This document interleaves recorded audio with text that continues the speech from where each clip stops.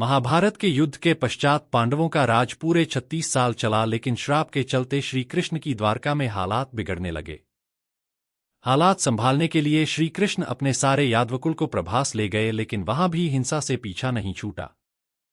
स्थिति ऐसी हो गई कि पूरा यादवकुल एक दूसरे के खून का प्यासा हो गया और अंत में आपस में लड़कर उन्होंने पूरी नस्ल का ही संहार कर डाला।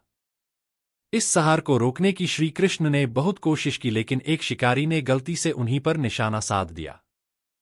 भगवान श्री कृष्ण मानवयोनि में थे, उनकी मृत्यु निश्चित थी। उनके बाद वेदव्यास ने अर्जुन से कह दिया कि अब तुम्हारे और तुम्हारे भाइयों के जीवन का उद्देश्य भी खत्म हो चुका है। इसी समय द्वापर युग खत्म हो रहा था और कलयुग की शुरुआत होने वाली थी।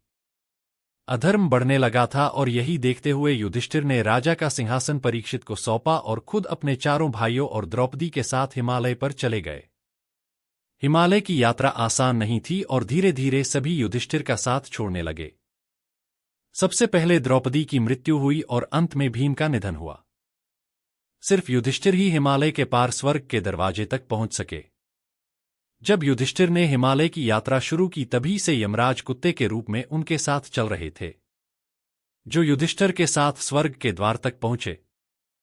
स्वर्ग के दरवाजे पर यमराज कुत्ते का रूप छोड़ अपने असली रूप में आ गए और फिर उन्होंने युधिष्ठिर को सबसे पहले नरक दिखाया।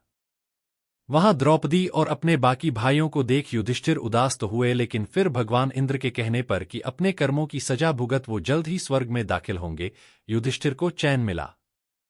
इस तरह द्वापर युग के अंत के साथ ही पांडवों का अंत हुआ।